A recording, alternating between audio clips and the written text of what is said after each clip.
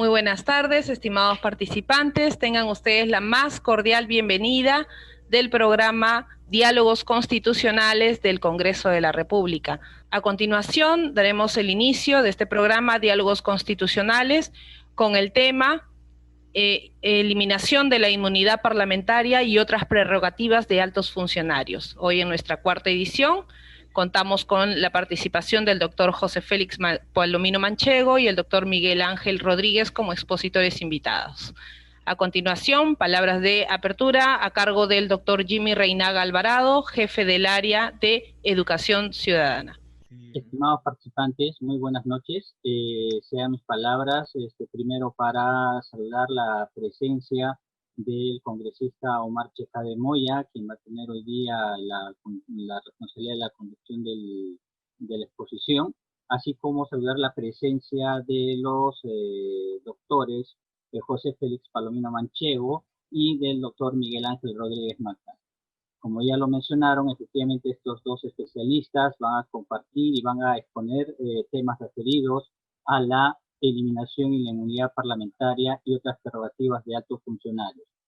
Vamos a resaltar que la opción de participación ciudadana viene recogiendo la preocupación de la Comisión de Constitución para justamente transmitir, trasladar y expandir el debate que se realiza en el ámbito parlamentario, en la Comisión de Constitución, hacia la ciudadanía. En este sentido, la Oficina de Participación Ciudadana, a través de este programa Diálogos Constitucionales, cumple con esa finalidad. Esperamos que hoy día se viertan los conocimientos necesarios, así como las preguntas del caso, a fin de esclarecer y ampliar los alcances de esta importante medida que el Parlamento estaría promoviendo. Sin más, quiero dejar en uso la palabra a Vanessa para que continúe con la presentación del congresista Omar Chejade, a quien le reitero la bienvenida. Muy buenas noches, congresista. A continuación, palabras del congresista Omar Chejade Moya, presidente de la Comisión de Constitución del Congreso de la República. Adelante, doctor. Muchas gracias, Vanessa. Muchísimas gracias por la presentación al doctor Jimmy Reinaga. Yo quiero agradecerles a todos ustedes, porque esta es, como bien se ha dicho, la cuarta sesión de diálogos constitucionales que organiza tanto Participación Ciudadana del Congreso de la República como la Comisión de Constitución. Este es un tema sumamente importante porque, como ustedes sabrán, originó en su debida oportunidad mucha discusión, discrepancias, apasionamientos, y digamos, en este foro han estado viniendo estupendos expositores como lo que hay el día de hoy. Yo quiero saludar la presencia tanto de mis dos buenos amigos, debo decir, tanto José Palomino Manchego. Pepe Palomino Manchego, como ustedes saben, es un especialista en Derecho Constitucional, es abogado de profesión, además es profesor universitario, al igual que mi otro gran amigo y un especialista en Derecho Internacional, como la presencia de Miguel Ángel Rodríguez Mackey, que ha sido decano de la universidad, ha sido de la Facultad de Derecho de la Universidad, de la UTP en su debida oportunidad, es profesor universitario, autor de varias obras, ha trabajado de manera, digamos, ilustre y productiva en la Cancillería de la República, en el Ministerio de Relaciones Exteriores, es un asiduo columnista de los más importantes medios de comunicación, y su palabra muy sabia en lo que es derecho internacional, en asuntos internacionales, pero también constitucionales, es muy valioso. Así que yo le rindo mi homenaje el día de hoy, tanto a Pepe Palomino Manchego, además de ser un gran amigo. El doctor Palomino Manchego en su momento ha sido asesor legal mío, abogado, y además autor de muchísimas obras sobre derecho constitucional. Y ambos van, tanto el doctor Palomino Manchego como el doctor Miguel Ángel Rodríguez Mackey, van a exponer un tema que, digamos, despierta mucho apasionamiento y que dio lugar en su debida oportunidad a que el propio presidente de la República, el señor Martín Vizcarra, un poco asustado por la primera votación de la reforma constitucional, de la eliminación de la inmunidad parlamentaria, pero también las prerrogativas de altos funcionarios, que también le alcanza, o le alcanzaba a él, o le alcanzaría a él, como jefe de Estado, le preocupaba, ¿no? Ya con el correr del tiempo sabemos de por qué su preocupación. Y entonces convocó a un Consejo de Estado para el día 9 de julio pasado, porque esta norma, como reforma constitucional, se aprueba justamente el 5 de julio, el domingo 5 de julio del presente año con este Congreso, que era el último día de la legislatura pasada que se cerraba. Como la norma constitucional y el artículo 206 habla de que si no hay referéndum, se recurre a otro sistema de reforma constitucional, es decir, de que hayan 2 legislaturas consecutivas ordinarias aprobadas por el Congreso de la República con un mínimo, para reformar la Constitución, de 2/3 del número legal de congresistas, esto es 87 votos, y al ver de que 112 de los 130, 112 parlamentarios, prácticamente el 90%, aprobó en primera reforma constitucional eliminar la inmunidad parlamentaria, pero de los altos funcionarios también, presidente de la República, ministros, defensor del pueblo, miembros del Tribunal Constitucional, entre otros. Entonces hubo este apasionamiento que duró varios días, algunas semanas, digamos, del mes de julio. Y esto origina que el presidente del Congreso, el señor Manuel Merino de Lama, me ha solicitado de que, si bien esto ya lo vio la Comisión de Constitución y Reglamento que me honra presidir, se vea también a través de diálogos constitucionales, de debates que propicie el Congreso de la República a través de participación ciudadana. ¿Por qué? Porque se quieren los insumos necesarios de los especialistas en derecho constitucional, internacional, juristas en temas políticos, para ver, porque claro, la reforma constitucional es sabia al imponer 2 legislaturas consecutivas ordinarias. Entre una y otra siempre habrá una reflexión. Y la reflexión busca justamente o ratificar la norma o, digamos, no hacerlo. Dar un paso al costado, por así decir. Y claro, los que sabemos de derecho constitucional sabemos de que lo que se aprobó en primera votación no puede modificarse ni un ápice, ni una coma del texto aprobado en primera votación, como reforma constitucional. Simplemente o votas todo o simplemente te retractas en tu decisión. Y claro, la legislatura acaba el 18 de diciembre, esta segunda legislatura acaba en 2 meses, en menos de 2 meses, y necesitamos justamente los insumos de los grandes entendidos, constitucionalistas, políticos, para que puedan decirnos si este es el camino a seguir, lo que se aprobó el 5 de julio, es decir, eliminar no solamente la inmunidad parlamentaria, sino también las altas inmunidades, prerrogativas y antejuicios de todo el resto de altos funcionarios, como el presidente de la República, como jefe de Estado, los ministros de Estado, miembros del Tribunal Constitucional, defensor del pueblo, entre otros, o esto resulta adverso. Digamos, en todos los invitados que han venido, o no todos, pero varios de los invitados que han venido, no necesariamente están de acuerdo con lo que se aprobó, digamos, el 5 de julio. Lo que aprobamos nosotros en la Comisión de Constitución, y fue un proyecto mío, fue eliminar solo la inmunidad parlamentaria. Solo la inmunidad parlamentaria. Pero en el debate final, ya en el pleno del Congreso, hubo, digamos, una opción maximalista de ampliar las eliminaciones de inmunidades y prerrogativas para todos los funcionarios, no solamente los congresistas de la República. Y por último tuvo 112 votos a favor. El 90% del Parlamento dijo que se debería ampliar lo que aprobamos nosotros en la Comisión de Constitución. Yo, como presidente de la Comisión de Constitución, dirijo el debate incluso en el Pleno, y evidentemente tengo que hacer caso a los consensos de las mayorías. Por lo tanto, se amplió la fórmula para eliminar la inmunidad de todos y la prerrogativa de antejuicio de todos, no solamente del Congreso, sino también del resto de altos dignatarios.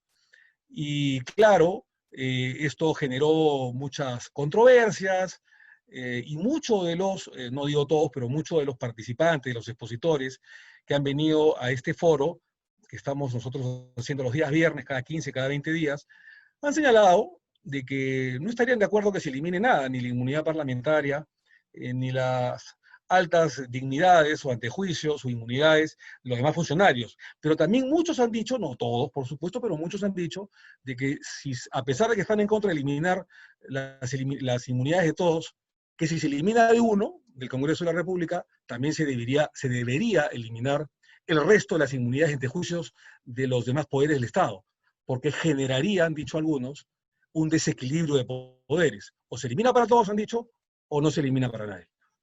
Y muchos dicen que no se debería eliminar para nadie, efectivamente.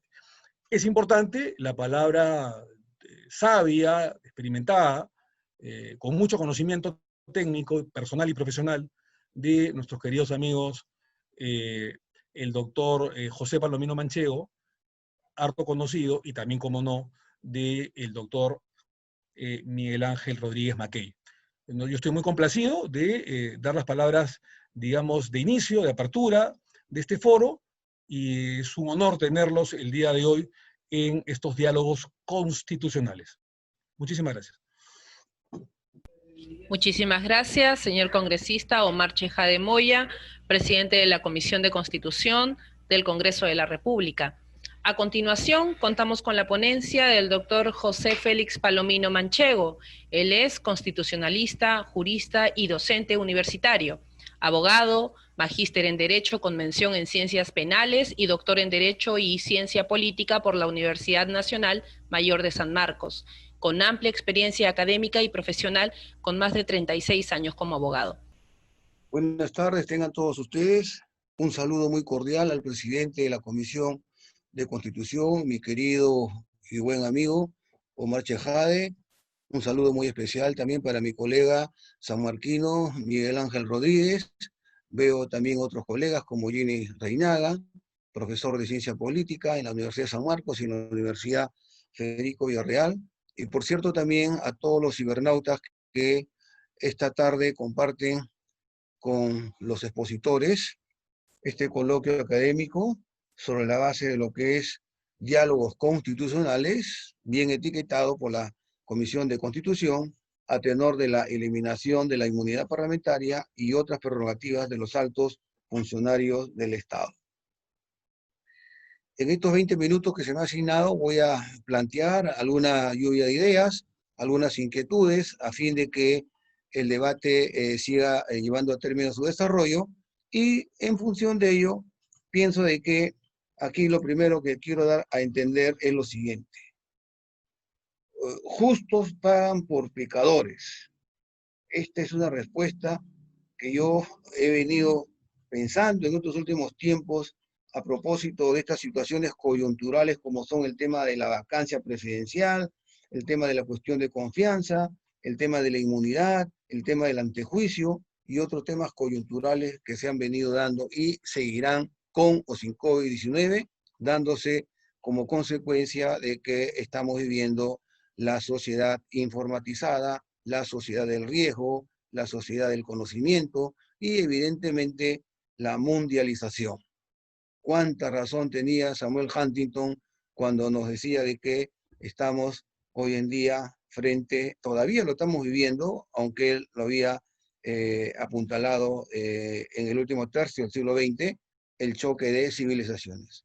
Y el derecho parlamentario, en tanto en cuanto enfoca el mundo jurídico y el mundo político, no es una excepción a la regla. No es una excepción a la regla. Hace un año aproximadamente, en la ciudad de Santiago del Estero, se dio nacimiento al Instituto Iberoamericano de Derecho Parlamentario. Y esto es producto justamente de la inquietud que tenemos los constitucionalistas de dedicarnos no solamente a la parte dogmática o al derecho constitucional de la libertad, sino también, y eso es precisamente el mar de fondo de este diálogo constitucional, la eliminación de la inmunidad parlamentaria, al derecho constitucional del poder, en donde salta a la vista el Congreso, ya sea bicameral o unicameral. Y ahí fue donde reflexionamos, sin necesidad de que todavía se presente el tema de la vacancia, de la cuestión de confianza, el tema de la inmunidad, estos debates académicos, el tema de la reforma constitucional, que ha puesto en evidencia perfectamente el congresista Chejade, antes que yo hablé. Y lo primero que dijimos fue de que tenemos que respetar las categorías, porque la inmunidad, el antejuicio, la reforma constitucional la vacancia presidencial, la cuestión de confianza, el impeachment, el juicio político, la acusación constitucional, no han nacido al azar, no han nacido al tuntún, sino que han nacido producto de situaciones coyunturales, especialmente cuando tienen la eclosión de las revoluciones euroatlánticas en el siglo XVIII, la norteamericana 1776 y la francesa 1789, y a partir de ahí es donde el Congreso tiene poderes absolutos. Y a partir de ahí, sin olvidar la Revolución Inglesa, con anterioridad, 1688-1689, el rey reina, pero no gobierna. Rey como sinónimo de poder ejecutivo. Esto lo pongo al corriente para demostrar de que las categorías que en este momento estamos empleando, ahora, inmunidad, por ejemplo, de arresto o inmunidad de proceso, no han nacido al azar. Todo esto nace como consecuencia de las propias exigencias que se dan en la relación de gobernantes y gobernados.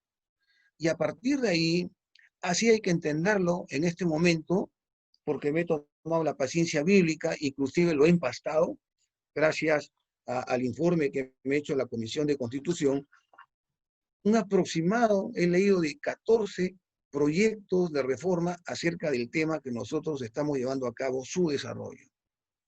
Entonces, la técnica legislativa obedece básicamente a que el modus operandi del anteproyecto, del proyecto, de la sanción, de la promulgación, de la publicación en el diario oficial El Peruano, tiene que darse reconociendo y respetando el trajín histórico que en su momento se dio.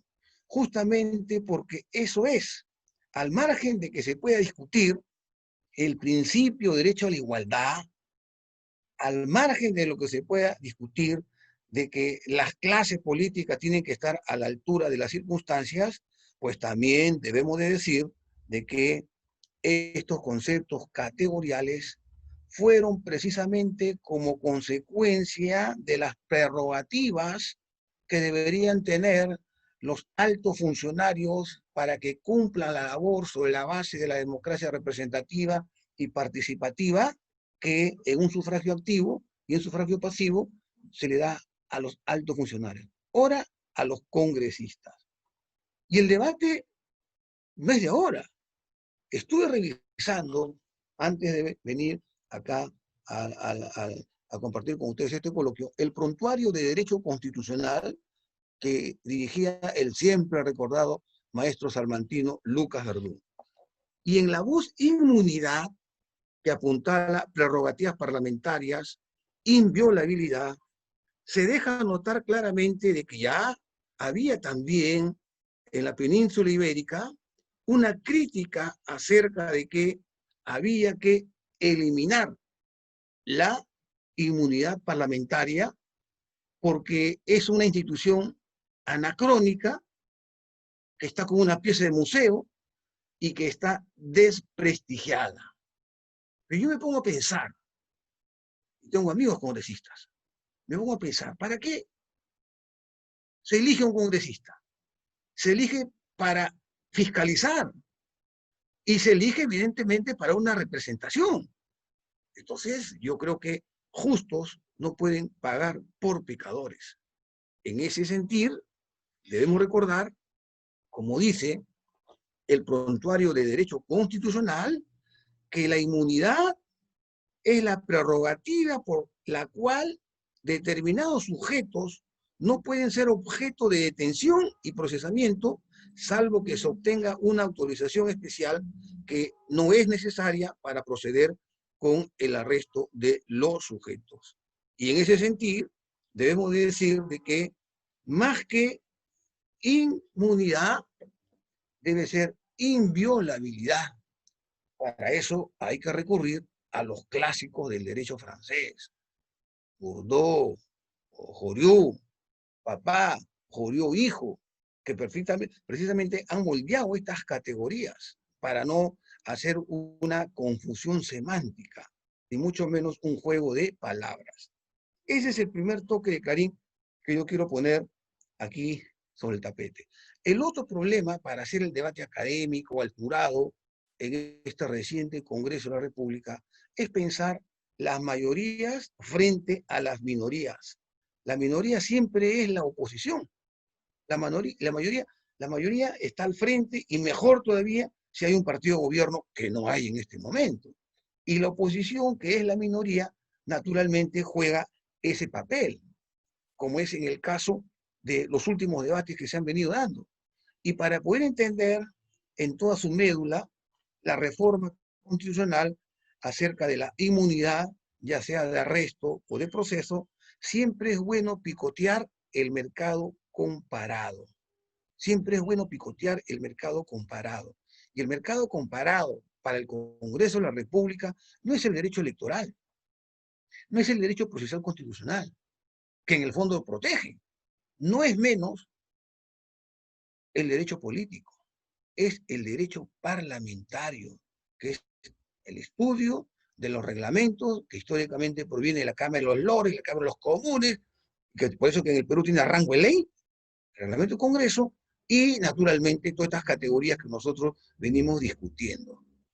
Y el mejor, ¿no? Vamos a decirlo así, el mejor puntillazo tendrá que ver, en el caso de autos, precisamente en el artículo 93 de la Constitución, que lo tenemos ahí al frente con un PPT, de donde se desprende claramente que ya el Tribunal Constitucional, en su condición de intérprete supremo de la constitucionalidad, ha sentado meridianos y paralelos. Por ejemplo, y lo he leído también en algunos proyectos de reforma, la inmunidad parlamentaria no es un derecho, sino una garantía institucional del Parlamento. ¿Esto qué significa?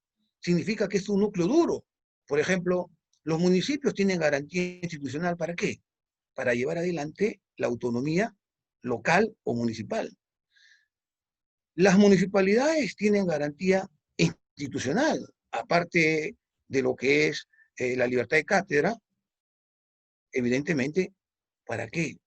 Para que puedan autorregularse. Y eso es precisamente lo que está en el artículo 18 de la Constitución.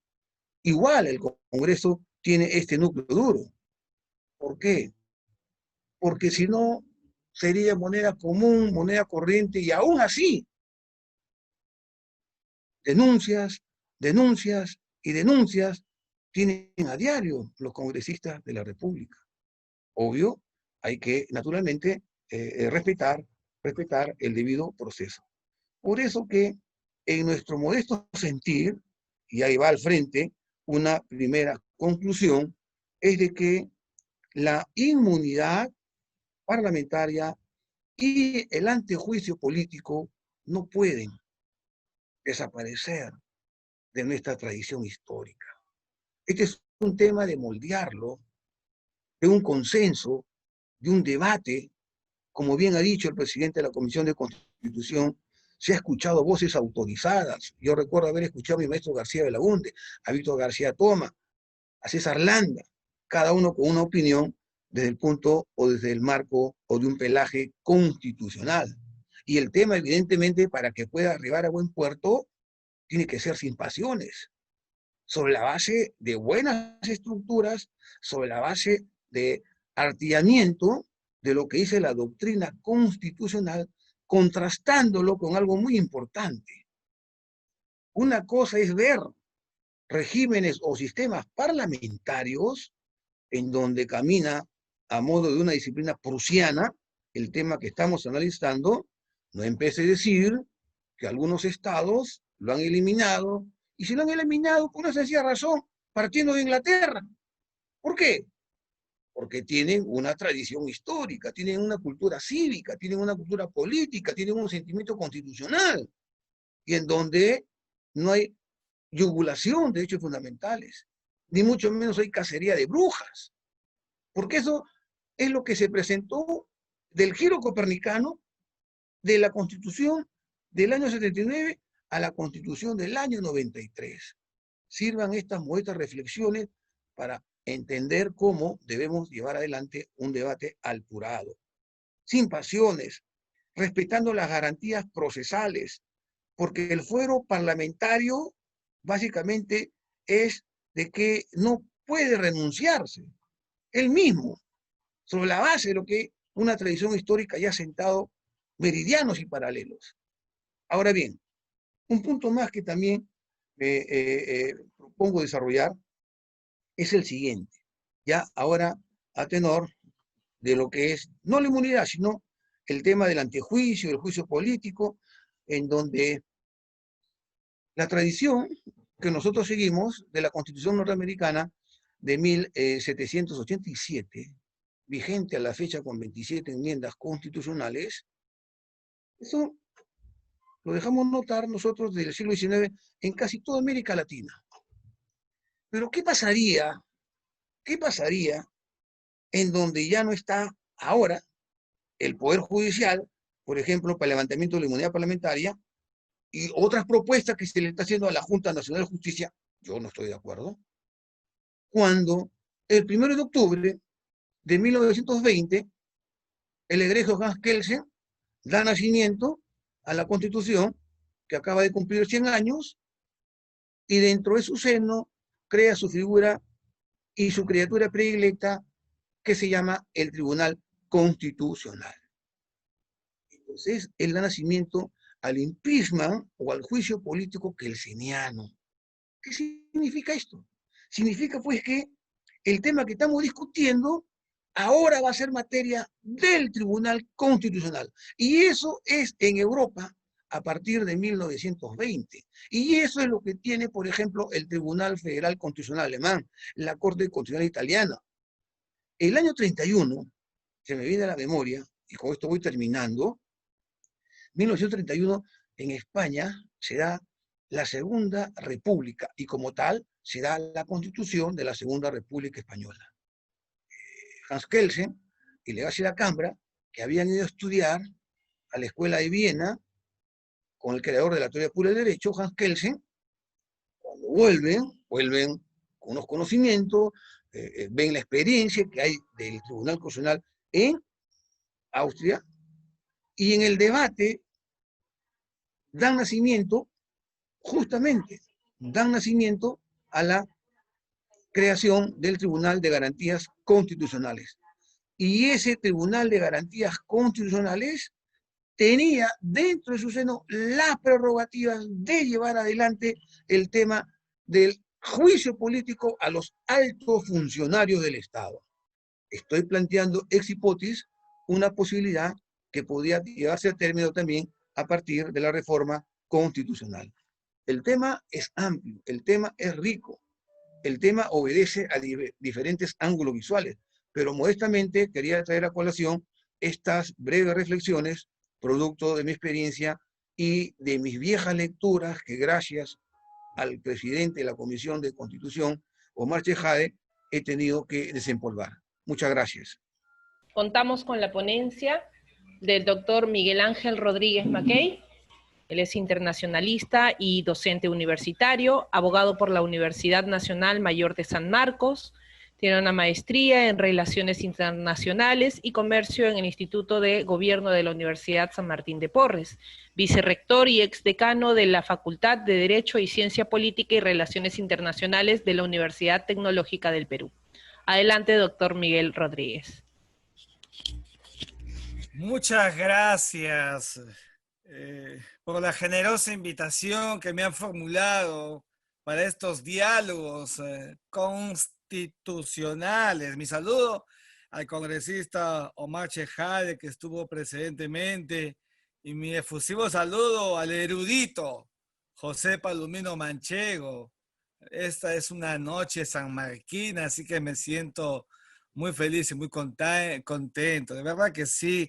Y yo quisiera, para no entrar en una cuerda de reiteración por la ilustradísima y precedente exposición del doctor Palomino Manchego, referirme a algunas connotaciones que tiene el origen de la inmunidad, porque se habla de la inmunidad parlamentaria es conocido, he escrito columnas donde he referido de manera relevante por qué solamente debe tener la inmunidad el jefe de Estado y por tanto los congresistas no deben tenerla.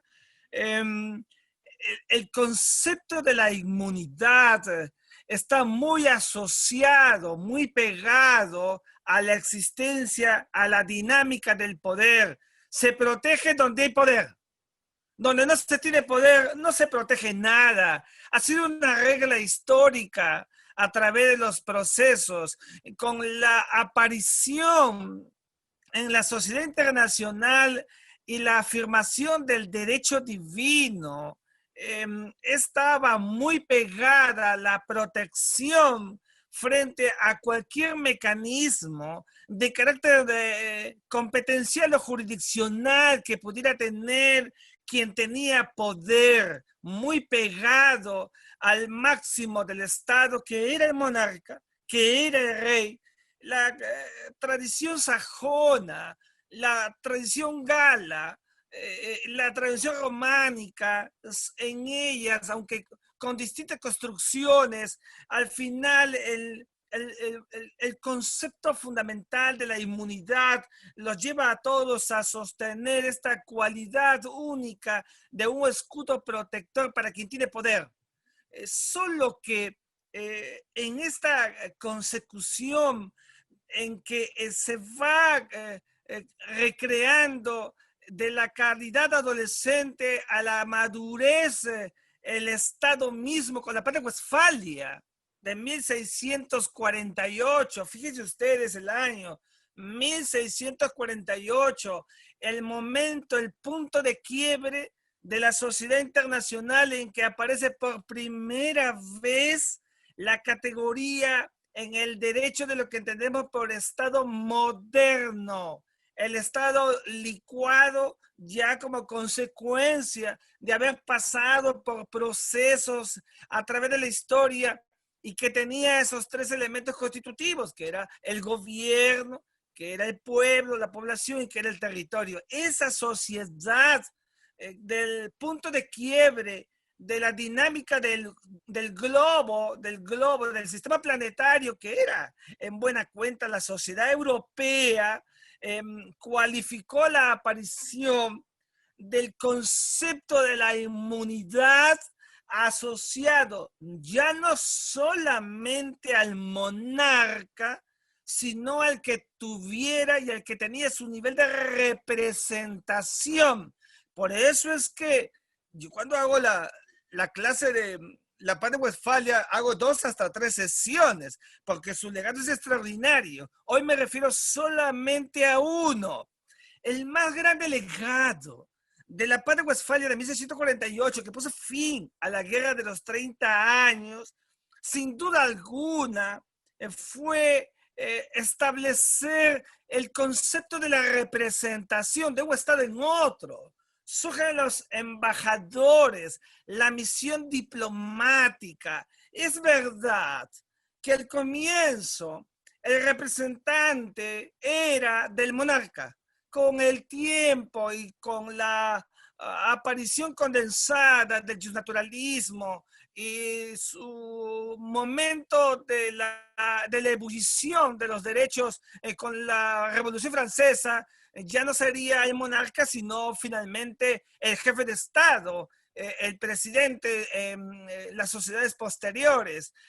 Y esta representación significaba que el nivel de protección de la inmunidad tenía una coraza fundada en la protección que es exógena al jus territorial, exógena al marco inicial, a ese núcleo básico que era evidentemente el territorio del Estado. Saliendo de él, porque la Paz de Westfalia, otro de los elementos que dio fue la conceptualización de la aparición del concepto de fronteras. Las fronteras antes de la Paz de Westfalia se pasaban como Pedro de una casa a otra u otra. La Paz de Westfalia delimita, establece las delimitaciones y las demarcaciones. Cruzar rechazarla, in pectore y de jure significaba la aparición de prerrogativas de protección para el representante de monarca o jefe de Estado. Fíjense ustedes, y en esto que estoy refiriendo, los tratadistas del derecho internacional, Diego Velasco, Charles Rousseau, Max Sores, el propio Alberto Ulloa Sotomayor, el más grande internacionalista que ha producido el Perú, sanmarquino como nosotros los que estamos en esta noche, son categóricos a referir que el concepto de la inmunidad tiene su base ontológica de Génesis en la prerrogativa de proteger a quien sale del Estado. Fíjense ustedes, sale del Estado. Con el advenimiento de los procesos de la Revolución Francesa, que ha referido con tanta precisión José Palomino Manchego, y las categorías intrínsecas del Estado en las calidades intraestatales, al configurarse lo que Montesquieu había dicho sobre la separación de poderes, que luego llamaríamos asambleas, convenciones, congresos, parlamentos, y todo lo que fuera en sinonimia a este poder que era el poder legislativo, fue apropiándose, determinando cualitativamente de manera intraestatal, ya no fuera, mire usted la diferencia, su origen afuera, su origen exógeno, y se vuelve intraestatal para la protección de quienes tenían este privilegio de poder evidentemente ser los capitalizadores del concepto y del monopolio de hacer leyes. En este proceso, y yo no voy a hacer una historia del concepto de la inmunidad, porque no es objeto de la sesión, quiero decirles que hemos llegado al siglo XXI, ¿no? Y una de las dinámicas de la conceptualización del derecho que lo desarrolla primero Kelsen, luego Carlos Cosio y todos los que han habido después en mirar al derecho, no solamente de una porción positiva, sino tridimensional, etcétera, se inician estas miradas a un derecho más holístico y elástico, y entonces estas prebendas adquisitivas de la inmunidad se vuelve parlamentaria. Es verdad que habían algunos espacios y episodios en el pasado que graficaban estos niveles de protección, pero era eminentemente internacional. La naturaleza de la protección, fíjense ustedes, algunos, cuando miramos el derecho divino, a veces los que somos muy demócratas, somos hombres del derecho, pero tenemos que mirar también con la sensatez del tiempo, porque en la Constitución Política del Perú, la de 1993, la de hoy, hay dos conceptos, dos palabras que tienen un elemento cualitativamente distinto, y es el concepto de la personificación y el concepto de la representación. No es lo mismo. La personificación es un atributo exclusivo del jefe de Estado. Los parlamentarios, los congresistas, no tienen este plus de la personificación, sino solo, que es importante y además relevante, el de la representación. La personificación está asociado in pectore a que el que la tiene en exclusividad, que es el jefe de Estado, pero que nadie más que el jefe de Estado la tiene, está premunido de un escudo protector distinto y distante de todos los demás.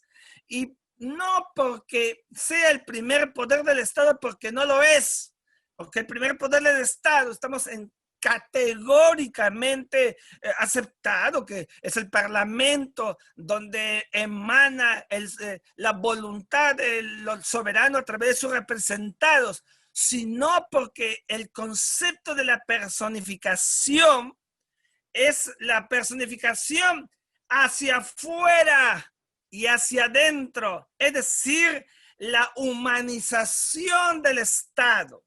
Por tanto, esa categoría de humanización del Estado en la persona del jefe de Estado, que viene del derecho divino, no hay que temerlo para decirlo, es una categoría que no tienen los parlamentarios. Por tanto, el parlamento, el concepto de la representación parlamentaria está íntimamente asociado a las tres funciones que cumple un congresista, que no las voy a desarrollar ni las voy a decir porque no es objeto también de esta importante sesión, pero las categorías que desarrolla el concepto de representación no puede estar asociado a ese plus que tiene el concepto de la personificación.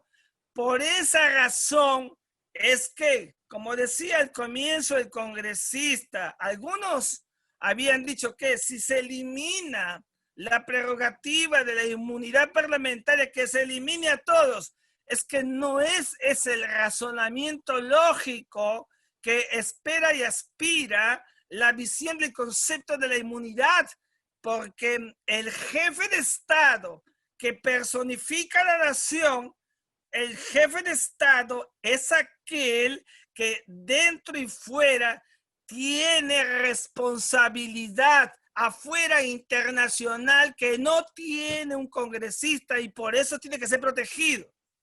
Y ese nivel de representación hacia afuera sigue teniéndolo hasta el día de hoy el diplomático. Por esa razón es que funge ipso iure la capacidad y el concepto y los valores intrínsecos de la inmunidad siempre hacia afuera y nunca hacia adentro. Por eso es que los diplomáticos de Torre Tagle, cuando vamos a veces a la Cancillería, ninguno de ellos, por favor, ninguno, tiene inmunidad diplomática en tanto se encuentre dentro del territorio nacional. Le surte ipso iure solamente cuando sale de la frontera del Estado, porque tiene que tener ese nivel de protección en tanto y en cuanto representa al Estado, compromete al Estado y tiene nivel de responsabilidad internacional cuando tiene los valores expresos de su acto como plenipotenciario y de representación en nombre del Estado. Dentro del Estado no tiene nada. Y esto es justamente la ratio por la cual yo he venido sosteniendo que el Parlamento, que tiene a los congresistas con sus prerrogativas que deben de contarlas, en realidad, prima facie, debe de contextualizar para todos ellos, como para otras autoridades del Estado. Sigo diciendo, con la única excepción del jefe de Estado, y ya expliqué por qué, debe de mantener su ratio esencial en solamente este concepto que llamamos el concepto de las prerrogativas y de la igualdad ante la ley, que es al mismo tiempo que una garantía, no solamente para ellos, para todos, es erga omnes. Y esa calidad de erga omnes evidentemente lo lleva al parlamentario a que tenga que contar con mecanismos que están evidentemente señalados en el reglamento del Congreso, que como muy bien ha sido dicho, tiene rango de ley, pero que tiene sus niveles y sus prerrogativas de excepción. No es nada absoluto. Fíjense ustedes, en el derecho no existe el absoluto. En el derecho, aun cuando existen algunas categorías y algunos valores que se superponen y que están vinculados en el ámbito de los derechos humanos a esa calidad absoluta, porque es intrínseco al ser humano, en los demás ámbitos de la correlación de la sociedad, en realidad todo está en función del modus vivendi, del modus operandi, de la ratio esencial de vida y de convivencia. Los estados se van haciendo según sus necesidades y dan sus prioridades y dan sus valores a cada uno de sus actores visibles conforme van surgiendo las apetencias sociales. Por esa razón es que quitarle la inmunidad que ahora tiene un congresista no significa ningún desenfreno, ni dejarlo en orfandad. No es el espíritu de la ley la que debe hacer que un congresista quede en una situación de vulnerabilidad, porque finalmente él representa al soberano, a los soberanos, al soberano que es el pueblo, sino que hay evidentemente una ratio en la vida social nacional de un abuso de la categoría inmanente parlamentaria en la que se escuda, y esa protección ha entrado en un manoseo que desnaturaliza el objeto central por el cual cumple la función de representación.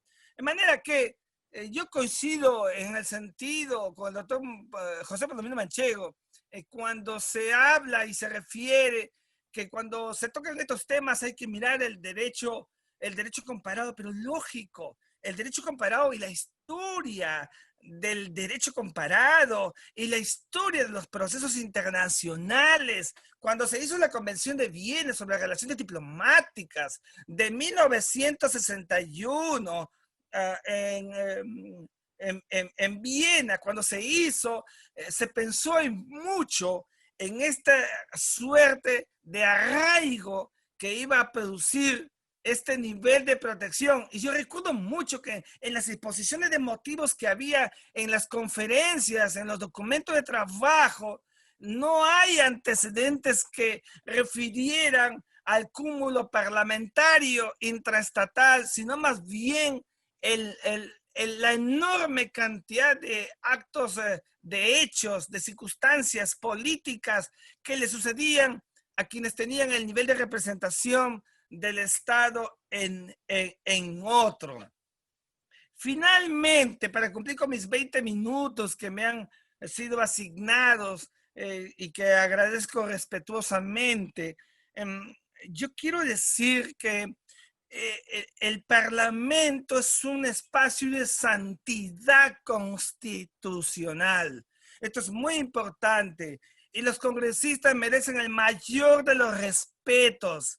Sin embargo, hay una exacerbación de esta prerrogativa y de estos derechos que ha llevado evidentemente a una desnaturalización.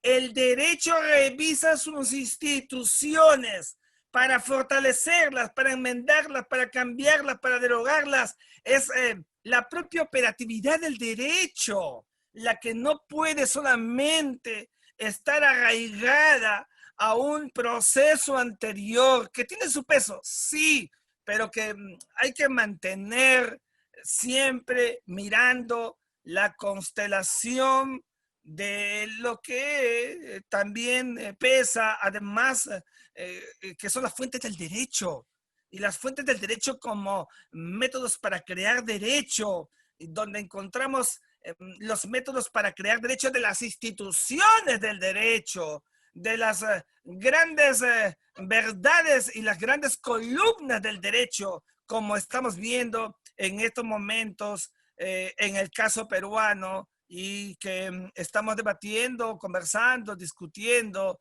que tiene que ver con el nivel parlamentario. No es ninguna prosecución para delinear la orfandad de la inmunidad para un parlamentario, sino es más bien adecuar a una circunstancia donde tiene que haber, a mi juicio, una mejor construcción para un país que todavía tiene, fíjense ustedes, finalmente, tiene un proceso político adolescente, un proceso democrático adolescente y un proceso parlamentario también adolescente propio de nuestras sociedades que todavía están en construcción y hay que irlas limando hasta que lleguemos a una evolución que hoy día, por no tenerla, entonces se produce en todo este proceso enmarañado que moviliza la posibilidad de promover ajustes y cambios cualitativos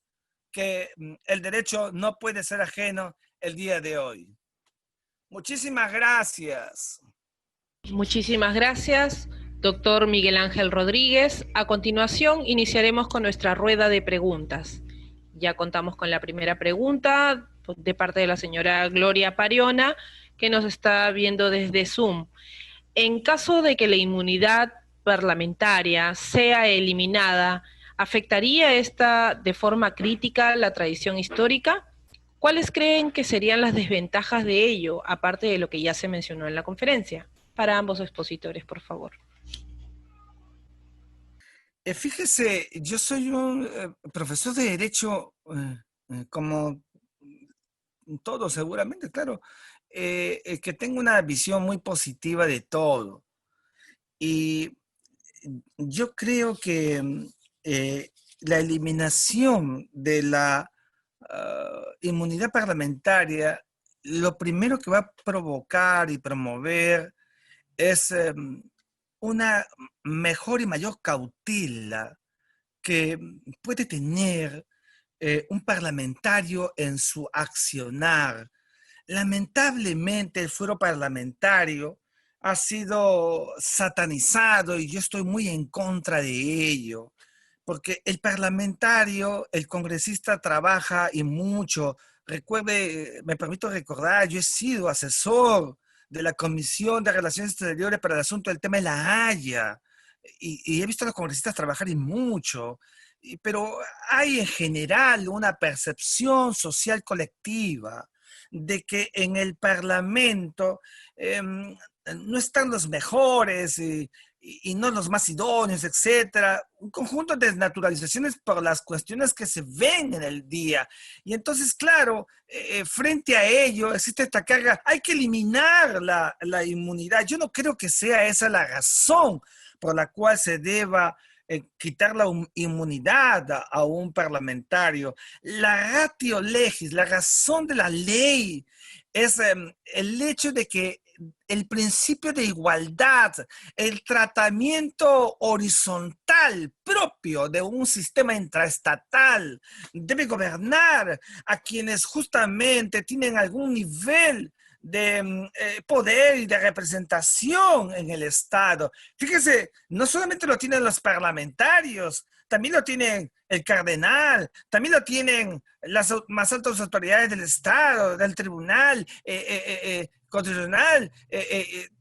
No es posible que haya habido por una ausencia de esto que es muy importante, que está asociado al derecho, que es la conducta política. Y cuando digo conducta política, por favor, no estoy asociando la conducta política de la moral política, sino estoy asociando la conducta política del acto cívico, con que debe definirse el accionar de una autoridad que debe estar muy imbricado y saber de que perder la inmunidad no debe significar dejarlo en orfandad. El derecho y el derecho parlamentario debe garantizar la primera parte de la Constitución política.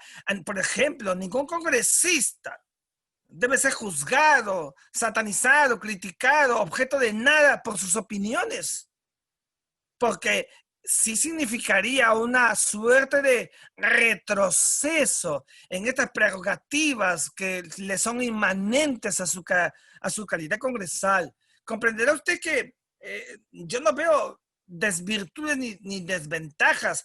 Yo más bien veo que tendremos un Congreso donde ya no habrán esos epitafios muy malos que le ponían a los congresistas en el pasado, que solamente decirlos y que no corresponden en esta sala, evidentemente deteriore la imagen, y ese no es el sentido por el cual se debe buscar la exoneración de la inmunidad parlamentaria que debe tener un congresista. El Parlamento es la santificación de la voluntad del soberano, como le dijeron con Mirabeau en los días anteriores a la revolución del 14 de julio de 1789, cuando le dijeron dígale usted al rey que no saldremos sino a punta de bayonetas hasta que no le demos una constitución a Francia.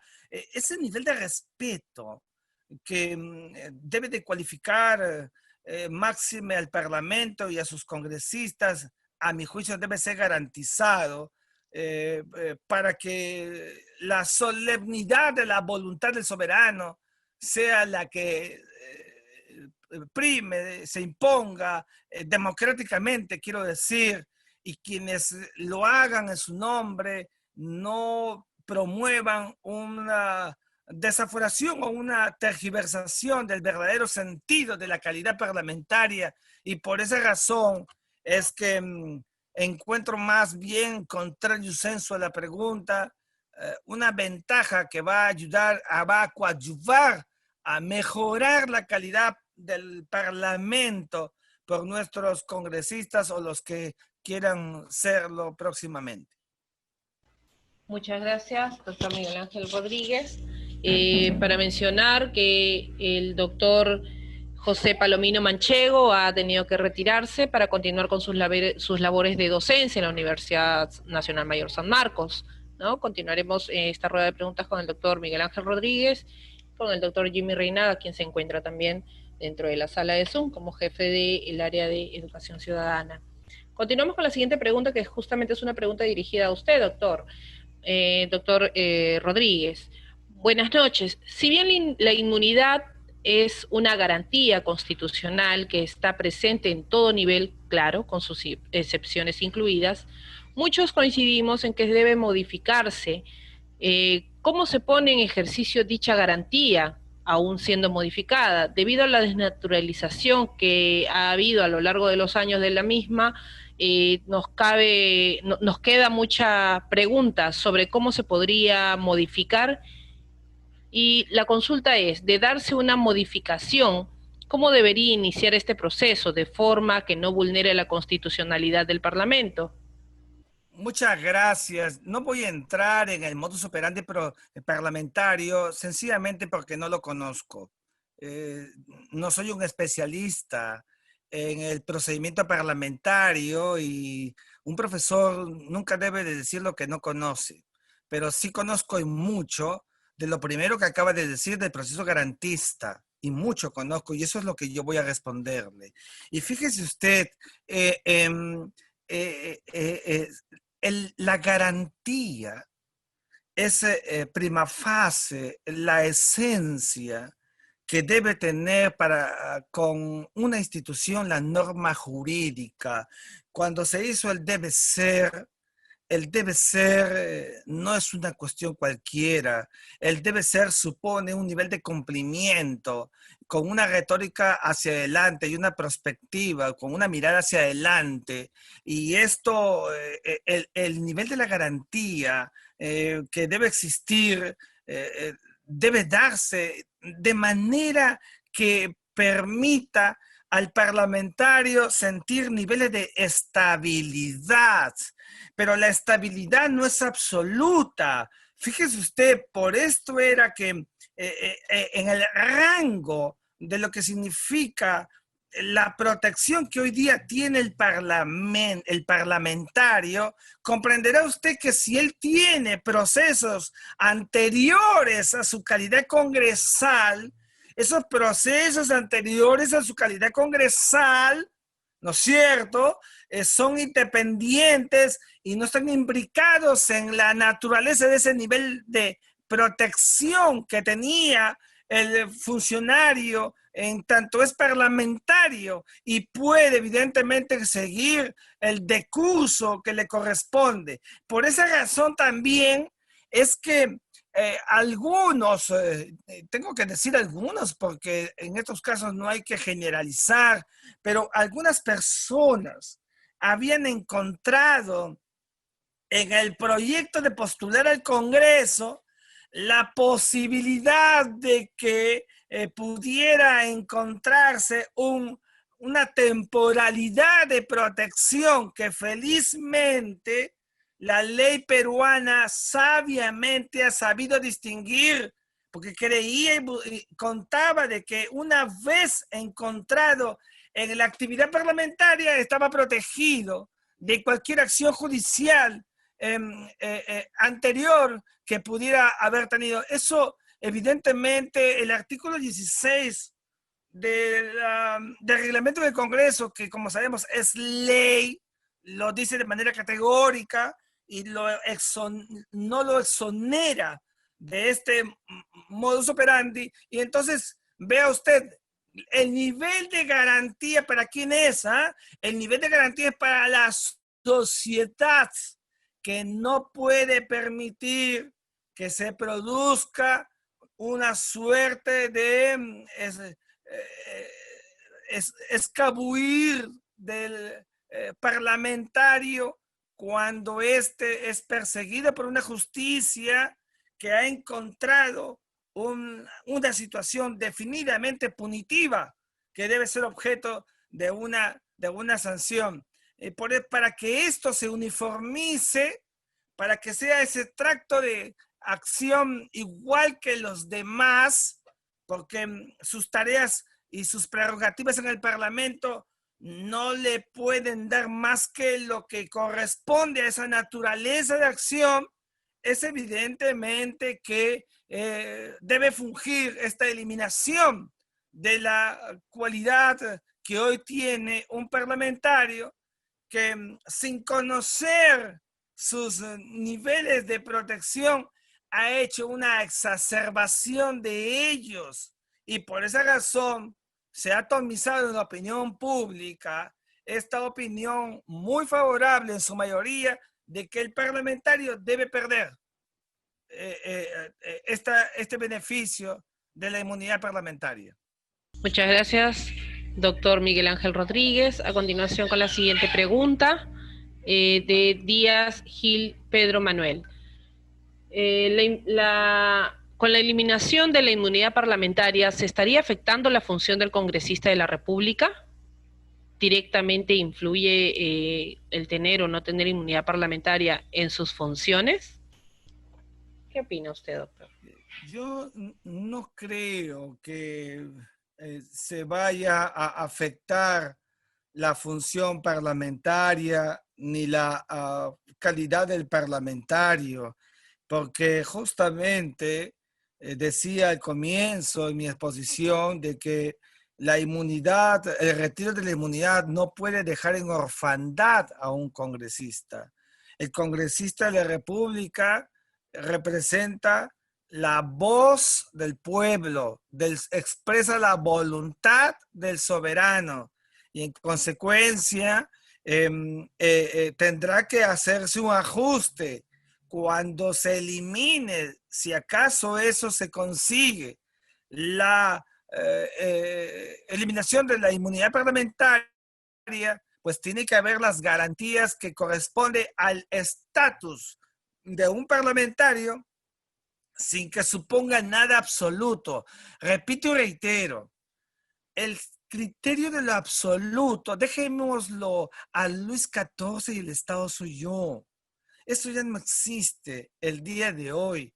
Lo único absoluto, porque tiene que ver con la soberanía del Estado, que sí es absoluta, es lo único, es, repito, reitero también, la naturaleza de la personificación, que sí la tiene sola y únicamente el jefe de Estado. Mire, en el Estado el único que personifica es el presidente. No lo personifica ni el canciller, ni el vicepresidente, ni el presidente del Parlamento, ni el primado de la Iglesia peruana, nada ni nadie. Porque esa es una categoría asociada intrínsecamente a la soberanía del Estado.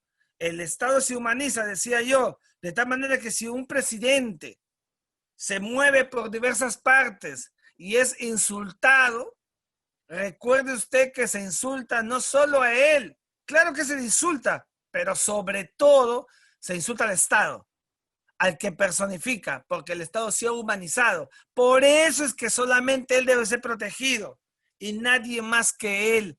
Esa es la única excepción que está en todas las doctrinas del derecho internacional y en las doctrinas del derecho diplomático, que en el tiempo, como ya he referido, fue, vamos a decirlo bonito, digamos, recogido por el sistema del derecho parlamentario. En otras palabras, la prerrogativa de la inmunidad no es originariamente parlamentaria, sino diplomática. Es lo que yo quería decir en toda mi conferencia el día de hoy, cuando he venido a esta hermosa charla y que también en breve tendré que, me tocará dictar clases, pero quería decir eso porque lo he dicho en muchas columnas en correo. La inmunidad y su origen no está en el Parlamento, sino en la acción diplomática de la política exterior y de la política internacional, que fue con el tiempo capitalizado por quienes tenían el monopolio de la construcción de las normas jurídicas, como se hizo en el pasado, en el siglo XIX. La convención de Viena de 1815, cuando se reunieron todos para ver cómo acabar con Napoleón Bonaparte. Lo primero que hicieron fue preguntarse cuáles eran los niveles de inmunidad que tenía Napoleón, como el Gran Corso, como el emperador que se había hecho en 1804. Fíjese usted, ¿en quién pensaban? En quien personificaba a la Francia que llevó con Napoleón a cambiar geopolíticamente el mapa europeo. No era la ratio de los congresos, de los parlamentos europeos, sino esencialmente de quien tenía esta prerrogativa, este enorme poder de personificación que supera al de representación que podemos tener cualquiera de nosotros, pero que solamente personifica y personificación tiene el presidente de la República. Muchísimas gracias a ustedes. Muchísimas gracias a usted, doctor Miguel Ángel Rodríguez. Teniendo en cuenta la continuidad de sus actividades académicas, esta sería nuestra última pregunta del día de hoy. Es la siguiente. Perdón, disculpe. Sabiendo que en el Perú lo que prima son los intereses individuales dentro de los poderes que nos representan, ¿considera usted que la eliminación de la inmunidad sería un arma o un medio para sacar del camino a aquellas personas que buscan luchar contra esta corrupción? Fíjese, esa es una muy buena pregunta y yo en eso tengo que ser muy claro. Vengo diciendo hace buen tiempo que la sociedad peruana en 200 años ha tenido una clase política mediocre. Y la clase política mediocre en 200 años de vida nacional nos debe llamar la atención porque solamente se han preocupado por procesos de la inmediatez y ninguno de perspectiva, de mirar hacia adelante, de mirar hacia el futuro. Se producen actos y procesos donde sí hay casos donde se ponen vulnerables jefes de Estado, ministros, congresistas, parlamentarios, diputados, senadores en el pasado, qué sé yo. Eso es absolutamente cierto y propio de lo que le decía al comienzo de una sociedad adolescente. Pero eso quiero decirle que existe en el Perú, que existe en la dieta japonesa, que existe en el Kremlin ruso, que existe en el Capitolio estadounidense, que existe en todos los espacios, en todos los estados, en todas las democracias. Son los niveles de pugna de los que no podemos abstraernos, lo que la ciencia política denomina así como pugna intraestatal o pugna extraestatal. Lo importante aquí es que aprendamos a construir una sociedad con valores democráticos, donde entendamos que un niño en el aula de clase recree lo que es un parlamento, recree lo que es el concepto de representación y veremos cuando sean adultos, crezcan, cómo serán esos parlamentarios que verán que ir al Congreso es santificarse democráticamente, como vengo diciendo desde que comenzó mi exposición. Entonces, sí hay amenazas, evidentemente, por estas preeminencias de criterios individuales, claro que sí, pero con ello no es para hacer una suerte de escudo protector como un Thor que tiene esta suerte de inmunidad, que lo único que hace es crear estos estancamientos de los procesos democráticos. Tenemos que dar paso a una sociedad donde haya cualidad política, virtud política. Y para que haya virtud política de buenos parlamentarios hay que invertir en educación, para que tengamos buenos niños que mañana van a ser buenos presidentes, buenos ministros, buenos congresistas, buenos obispos, buenos todos, que es lo que más falta hace en nuestra patria. Por eso, muchas gracias a ustedes por esta invitación que me han formulado esta noche. Muy amables. Gracias a usted, doctor Miguel Ángel Rodríguez. A continuación pasamos con las palabras de clausura a cargo del doctor Jimmy Reinaga Alvarado, jefe del área de Educación Ciudadana del Congreso de la República. Adelante, doctor Reinaga. Bueno, quiero comenzar por agradecer la presentación del congresista Omar Chejade Moya. Como dije, está preocupado por difundir y trasladar a la ciudadanía estas decisiones de reforma constitucional hacia la ciudadanía. En este caso, incorporando a la academia y a los ciudadanos en el conocimiento y en el debate de estos importantes temas. Y efectivamente el tema que el día de hoy nos aboca es realmente trascendental, la inmunidad parlamentaria. Es algo que viene de muy antes, ¿no? Probablemente viene junto con el poder parlamentario, ¿no? De hecho hay un texto muy bonito que recomendaría a los participantes que se llama El poder parlamentario, de Arturo Pérez Lastra, su origen, apogeo y conflicto, quien entre otras cosas nos dice pues que el poder parlamentario básicamente se comienza a vislumbrar en Inglaterra desde el 15 de junio de 1215, cuando el rey Juan Carlos, sin tierra, más conocido como sin tierra, firma un documento conocido como la Carta Magna, por el que reconoce pues algunos derechos a sus súbditos, en este caso a los varones que conformaban parte de su reino. Desde entonces se comienza a configurar el poder parlamentario fuera del Estado y progresivamente dentro del Estado. Y evidentemente como una de las garantías propias de los representantes de ese entonces, justamente estaba el derecho a no ser detenidos. La inmunidad parlamentaria nace para hacer frente al poder del rey, para evitar que los representantes sean apresados injustamente o sean sometidos a procesos judiciales como represalia de sus acciones.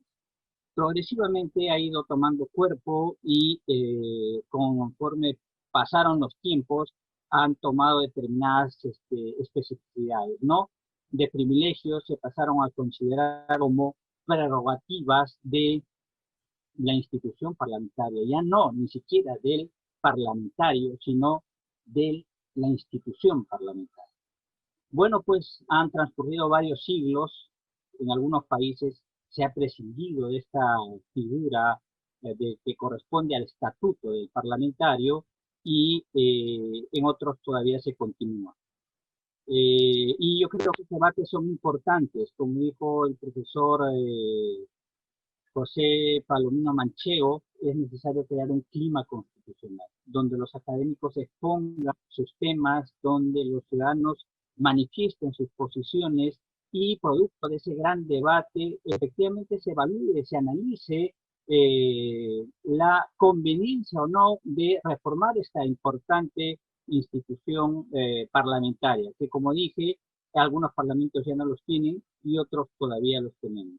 De hecho, puede tener consecuencias significativas en el quehacer de los congresistas.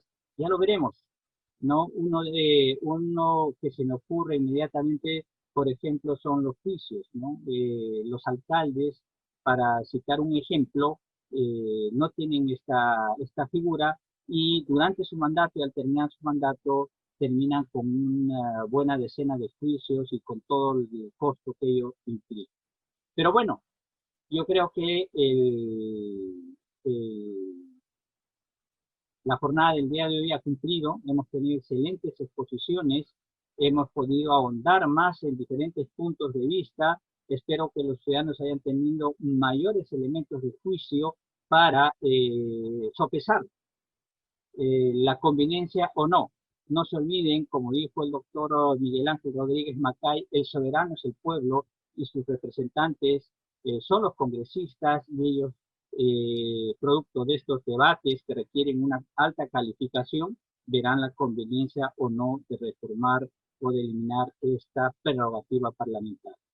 Solamente me queda agradecer, en este caso en representación de la Oficina de Participación Ciudadana, el doctor Jorge Alejandro González Oré, asimismo agradecer la exposición del congresista Omar Chejade Moya, presidente de la Comisión de Constitución del Congreso de la República, quien lamentablemente se ha tenido que retirar, y, como no, a nuestros dos expositores que definitivamente han hecho una brillante exposición, al doctor José Palomino Manchego y al doctor Miguel Ángel Rodríguez Macay. Y, como no, a ustedes, estimados ciudadanos, que se han tomado su tiempo para escuchar y hacer ciudadanía, involucrarse en el debate de los asuntos públicos que el país necesita, que es la ciudadanía que la democracia requiere. Muy buenas noches.